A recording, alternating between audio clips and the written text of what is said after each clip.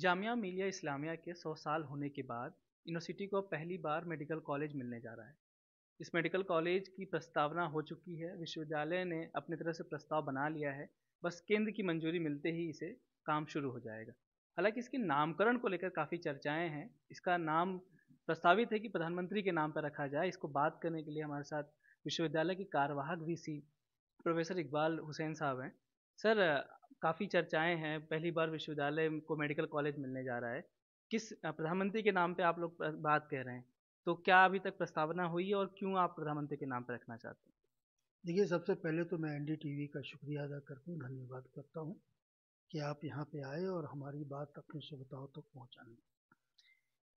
जहाँ तक आपके सवाल का प्रश्न का बात है, मेडिकल कॉलेज की क्या अभी तक स्टेटस है, तो अभी जो हमारा कन्वोकेशन था उसमें हमें हमारी जो फॉर्मर वाइस चांसलर थी उनको ये बताया गया और लेटर भेजा गया और उन्होंने अनाउंस भी किया कि हमारे यूनिवर्सिटी को मेडिकल कॉलेज की मंजूरी मिल गई है। ग्रीन सिग्नल मतलब मिल गया है। अब उसके बाद की कार्रवाई शुरू की जाएगी। और उसके बाद उनका पिछले 2 महीने पहले रिटायरमेंट हो गया और मैं आपने जैसे बताया कि मैं ऑफिशिएटिंग वाइस चांसलर हूँ। जो भी आता है वो मुझसे ही पूछता है कि साहब, आपका क्या इंटेंशन है, क्योंकि मैं 30 साल हो गया इस इंस्टीट्यूशन में पढ़ाते हुए। मैंने ये देखा कि जामिया मिलिया जब से मैं आया हूँ 30 साल पहले जिस अ, उसमें थी, पोजीशन में थी, 30 साल के बाद काफ़ी तरक्की कर गई है। और सरकारें जो भी आई हैं, आज ख़ास तौर से आज प्रेजेंट जो गवर्नमेंट है वो काफ़ी हमारे जामिया को सराहा है और हर तरीके से इसकी हिम्मत अफजाई की है। इसमें हमारे पास आज 12 फैकल्टीज़ हैं और तकरीबन 42 डिपार्टमेंट्स हैं। जितने मॉडर्न डिपार्टमेंट होनी चाहिए जो एजुकेशन के, जो यूजीसी से मंजूरी है और जो एचआरडी मिनिस्ट्री या पहले एजुकेशन मिनिस्ट्री की तरफ से जो जिसकी मंजूरी मिली है, वो सारे मॉडर्न हमारे पास फैकल्टीज़ और डिपार्टमेंट्स है।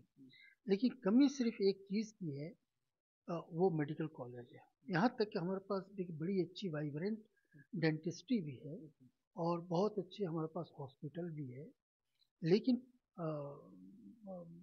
मेडिकल कॉलेज नहीं है। और मैं ये देख रहा हूँ, 3-4 वाइस चांसलर को मैंने देखा, जो भी वाइस चांसलर आता है उसके जहन में ये ख्वाब सा होता है कि इस यूनिवर्सिटी को एक मेडिकल कॉलेज की ज़रूरत है। रीज़न उसकी ये है कि ये सेंटर में एक वाहिद एक माइनॉरिटी इंस्टीट्यूशन है जो काफ़ी प्रचलित है और जिसका बैकग्राउंड आज़ादी से जुड़ा हुआ है, खिलाफत मूवमेंट से जुड़ा हुआ है, महात्मा गांधी से जुड़ा हुआ है। अगर ऐसे इंस्टीट्यूशन को एक मॉडर्न एजुकेशन इंस्टीट्यूशन नहीं बनेगा तो मैं समझता हूँ कि इसके साथ इंसाफ नहीं होगा। इसी को मद्देनज़र रखते हुए जो भी यहाँ पे वाइस चांसलर आता है वो ख्वाब लेकर के आता है कि यहाँ पे एक मेडिकल कॉलेज होना चाहिए और अपने ज़माने में टेन्योर में कोशिश भी करता है, लेकिन मेरे समझ में वो कोशिश कामयाब नहीं होती है। उसका टर्म बहुत जल्दी से निकल जाता है और वो चला जाता है। लेकिन अब ये इस हुकूमत में मैंने ये पहली बार देखा है कि एक मंजूरी मिल गई कि मेडिकल कॉलेज की। अच्छा, मैं दूसरा रीज़न ये भी बता रहा था कि जहाँ पे ये यूनिवर्सिटी सिचुएटेड है, इसकी बहुत बड़ी आबादी जो इसकी सराउंडिंग्स में है वो डाउन टाउन लोगों की है। जो वो होता ये है कि बीमारी जब होती है, जो लोग बीमार होते हैं और ख़ास तौर से जो क्रिटिकल डिजीज़ होती है, तो लोग फ़ौरन या तो सरकारी हॉस्पिटल में भागते हैं, उनके लिए सफदरजंग और एम्स मिल जाता है, लेकिन वहाँ पे इलाज बहुत मुश्किल से हो मुश्किल है। पाता है। वहाँ पे एडमिशन, ये आप भी जानते हैं, बहुत पूरे हिंदुस्तान के लोग वहाँ आते हैं। रह जाता है जो प्राइवेट मेडिकल कॉलेज हॉस्पिटल्स हैं, वो बहुत ज़्यादा एक्सपेंसिव हैं, जो ये अफोर्ड नहीं कर पाते हैं और कैजुअलिटी होती रहती है। अगर इन संदर्भ में अगर मेडिकल कॉलेज यहाँ पे अगर नरेंद्र मोदी जी के नेतृत्व में हमको मिल जाता है, तो मैं समझता हूँ कि इस इलाके के लोगों को, माइनॉरिटी समुदाय के लोगों को, और ख़ास तौर से इस इंस्टीट्यूशन का बहुत भला होगा। और आपके नेतृत्व में मिल जाए तो ज़्यादा बेहतर होगा, क्योंकि अभी तक सब ख्वाब देखते थे, लेकिन अब प्रस्ताव पारित हो गया, और अगर आपके ही नेतृत्व में ये विश्वविद्यालय मतलब मेडिकल कॉलेज बन जाए तो ज़्यादा अच्छा रहेगा। और प्रधानमंत्री का जैसा आपने ज़िक्र किया कि उनके नाम पे रखा जाएगा, तो देश का विकास भी है, साथ में प्रधानमंत्री का नाम भी रहेगा, तो उससे और नाम हो जाएगा यूनिवर्सिटी का। ये मेरी खुशकिस्मती होगी कि अगर मेरी नेतृत्व में ये मिलता है, और ख़ास तौर से हमारे महबूब जो रहबर हैं श्री नरेंद्र मोदी जी, अगर उनके नाम से रख दिया जाता है तो वाकई ये दोबाला हो जाएगा। काफ़ी लोग आलोचना भी कर रहे हैं कि प्रधानमंत्री के नाम पे क्यों होना चाहिए, क्या मतलब और नाम नहीं बचे हैं? आप अटल बिहारी वाजपेयी के नाम पे रख लीजिए या नेहरू जी के नाम पे रख लीजिए। देखिए, मैंने इसकी बड़ी लॉजिकल दलील दी है। जिस ज़माने में अलीगढ़ मुस्लिम यूनिवर्सिटी को मेडिकल कॉलेज दिया गया, उस वक्त के जो प्राइम मिनिस्टर थे और जो महबूब रहबर थे, नेता थे, वो जवाहरलाल नेहरू थे। उनके नाम पे रखा गया, इसलिए कि वो भी एक नेशनल इम्पोर्टेंस के इंस्टीट्यूशन है। तो बड़े नेशनल इम्पोर्टेंस के लीडर पे रखने से उसका भी नाम दोबारा हो गया। आज जो ये दूसरी बड़ी यूनिवर्सिटी है माइनॉरिटी की, और ख़ास तौर से सेंटर में है, तो अगर आज के जो बहुत बड़ा रहबर है, नेता है, जिसकी मकबूलियत सिर्फ हिंदुस्तान में नहीं बल्कि सारी दुनिया में है, अगर उसके नाम से मेडिकल कॉलेज खुल जाए तो उनके नाम से मेरे भी इंस्टीट्यूशन का नाम दोबारा हो जाए। सर, इसमें अभी कितना समय लग सकता है यूनिवर्सिटी मतलब मेडिकल कॉलेज बनने में? क्या नामकरण को भी लेकर भी कोई प्रस्ताव पारित होता है? देखिए, नामकरण के हिस्से में जो यहाँ का प्रोसीजर है हमारे ऑर्डिनेंस में, कि एकेडमिक काउंसिल में जाता है, उसके बाद एग्जीक्यूटिव काउंसिल में जाता है, बस वो आखिरी होता है। उसके बाद वो एक फॉर्मेलिटी होती है जो हमको प्रोसीजरली फॉलो करना होता है। लेकिन असल तो ये है कि हमको ग्रांट मिल जाए, ज़मीन हमारी रखी हुई है, सारी चीज़ें मौजूद है, बहुत ही अच्छी डेंटिस्ट्री हमारे पास है, समझा, वो भी सरकार की दी हुई है। अगर हमको मिल जाता तो मैं समझता हूँ कि 3-4 साल के अंदर मेडिकल कॉलेज फंक्शन करना शुरू हो जाएगा। सर, एक प्रधानमंत्री अभी मौजूदा गवर्नमेंट की एक स्कीम है विकसित भारत अभियान, काफ़ी योजना भी चल रही है और काफ़ी प्रचार किया जा रहा है। उसके जरिए सरकार की ये मुहिम है कि लोगों तक जो योजनाएं वो पहुँचे। उसके लिए विश्वविद्यालय भी कई कार्यरत हैं। आपके विश्वविद्यालय में क्या अभियान चला है और कैसा रिस्पॉन्स रहा आपके यहाँ? देखिए, ये भी एक बहुत ही अच्छी बात है कि सरकार की तरफ से, और ख़ास तौर से हमारे नरेंद्र मोदी जी की तरफ से, एक उनका ये विज़न है कि विकसित भारत यूनिवर्सिटीज़ और कॉलेजेस के ज़रिए इसकी शुरुआत की जाए। उसकी वजह, जो उसका मकसद है, कि उसका जो पूरा टॉपिक है वो है विकसित Bharat at the rate of 2047। उसका ख़ास मकसद ये है कि अभी जो लड़का यूनिवर्सिटी कॉलेजेस में पढ़ रहा है उसका एज 20 से लेकर 25 साल के एवरेज में है। आज से 2047 में, यानी कि आज से 25 साल बाद, ये लड़का जो आज यहाँ कॉलेज में पढ़ रहा है वो 50 साल की उम्र में पहुँचेगा। वो एज, वो ऐसी एज है जो वो बहुत ही एक समझिए कि उन्नति के एक एज होगा। और वो एज, वो मुकम्मल तौर पे एक सिटीजन होगा जो मुल्क का बागडोर संभाले होगा। जैसे कि सारी दुनिया तरक्की के रास्ते पे गामजन है, बढ़ रही है, उस वक्त 25 साल के बाद पूरी दुनिया का नक्शा क्या होगा और भारत जो है उस वक्त कैसा होना चाहिए, अगर आज का स्टूडेंट समझ लेता है और अपनी ज़िंदगी को उसी रास्ते पे अपना शुरू कर देता है, तो 25 साल के बाद वो इतना एक मजबूत नागरिक हिंदुस्तान का, भारत का हो जाएगा कि वो भारत को एक विश्व गुरु की तरफ लेके। सर, पिछले कुछ समय से 21-22 की बात करें तो विश्वविद्यालय काफ़ी चर्चाओं में रहा। कई प्रोटेस्ट हुए, पुलिस का भी काफ़ी बंदोबस्त हुआ, कई बार आरोप लगे कि पुलिस अंदर भी आ चुकी है।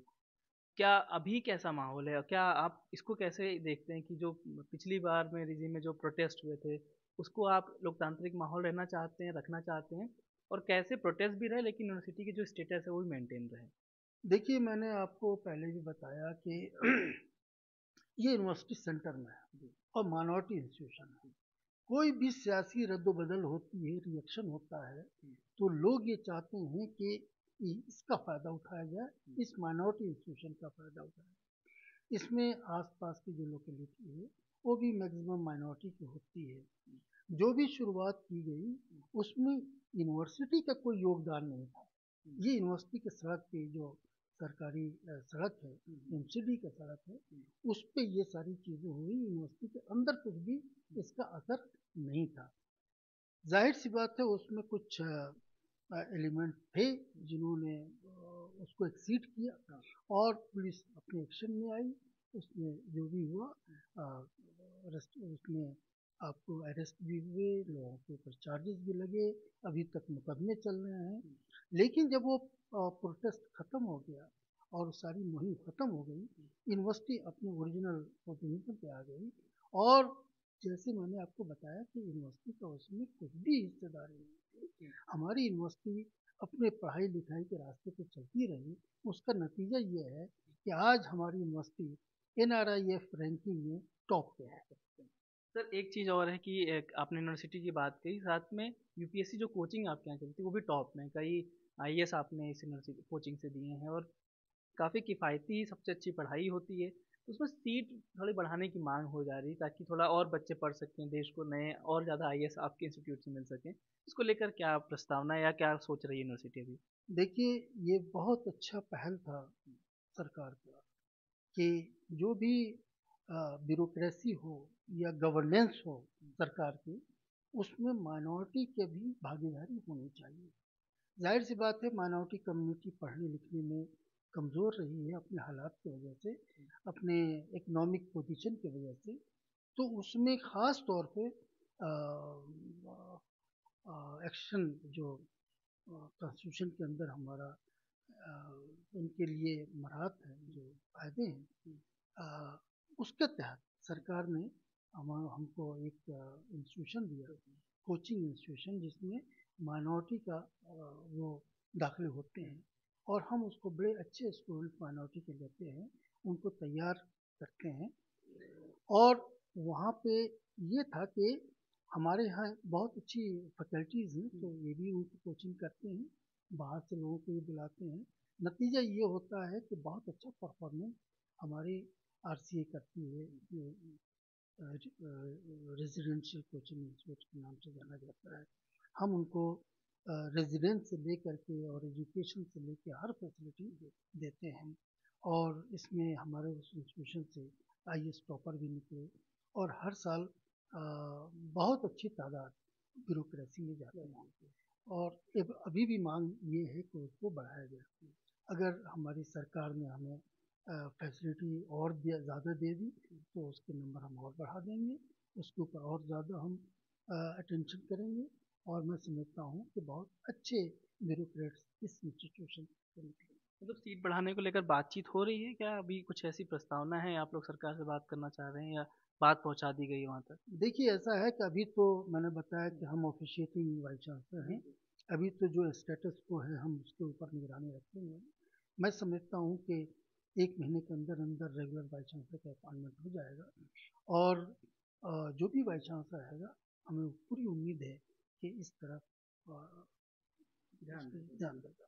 सर एक सवाल ये था कि जो महत्वपूर्ण पोजीशंस हैं जामिया के, जैसे रजिस्ट्रार हैं, चाहे वो एग्जामिनेशन कंट्रोलर हैं, उसको लेकर काफ़ी बात है क्योंकि रोजगार की बात तो मोदी सरकार कर रही है। क्या यूनिवर्सिटी में भी रोजगार को लेकर ध्यान दिया जाए, परमानेंट नियुक्तियां हो प्रोफेसर, असिस्टेंट प्रोफेसर की, या जो 3 महत्वपूर्ण पद हैं उस पर कब तक नियुक्तियां होंगी? क्या उसको लेकर कोई बातचीत हुई? देखिए, एक तो मैं आपको बता दूं कि सरकार की तरफ से मिशन रिक्रूटमेंट चल रहा है। सरकार का ये आदेश है कि जितने भी वैकेंसी हैं यूनिवर्सिटीज़ में, वो पहले उसको भर दिया जाए और उसको खाली नहीं छोड़ा जाए। इसी वजह से हमको हर 15 दिन के अंदर रिपोर्ट देना होती है कि आपने कितनी भर्तियां की, कितने सिलेक्शन किए।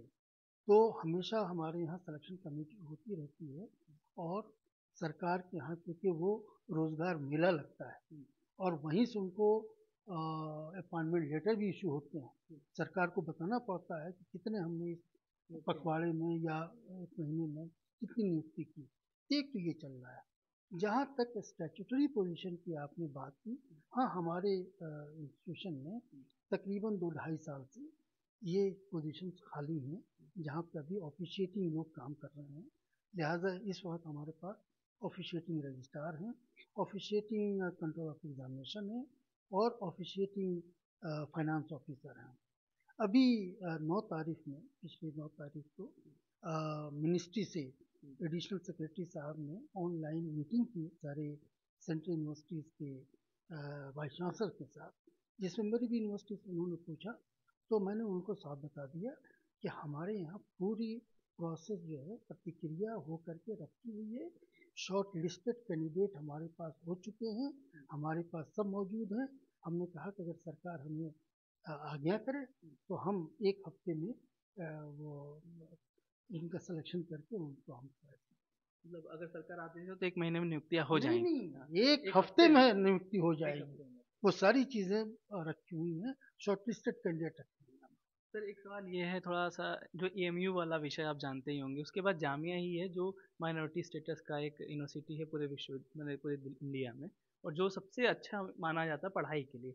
आपको एक अवार्ड भी मिला, देखने में हमारे यहाँ लिखा हुआ है कि national minority education promotion award. तो माइनॉरिटी की जो शिक्षा है माइनॉरिटी समुदाय के लिए, उसको कैसे जामिया ध्यान दिया जा रहा है? देखिए, आपने जैसे बताया और ख़ासतौर से आपने अलीगढ़ मुस्लिम यूनिवर्सिटी का नाम लिया, कंट्रोवर्सी उसमें और हमारे यहाँ से जो डिफरेंस है वो सिर्फ यही है कि हमें जो माइनॉरिटी स्टेटस मिला वो हमारे कॉन्स्टिट्यूशन के हिसाब से मिला, क्योंकि इसको जो सेंट्रल यूनिवर्सिटी बनाई गई माइनॉरिटी की, तो वो आज़ादी के बाद जब हमारा कॉन्स्टिट्यूशन बना उसमें आर्टिकल 30 के अंदर हर माइनॉरिटी को ये हक दिया गया है कि वो अपना एजुकेशनल इंस्टीट्यूशन कायम करे और उसको एडमिनिस्टर करे। उसके तहत हमको ये माइनॉरिटी स्टेटस मिला है। और अलीगढ़ का जो इशू है वो ये, तो वो उससे पहले 1920 में माइनॉरिटी वो बन गया था, तो वो कॉन्स्टिट्यूशन में उस वक्त माइनॉरिटी का स्टेटस नहीं था, ये आर्टिकल नहीं, क्योंकि कॉन्स्टिट्यूशन ही नहीं था।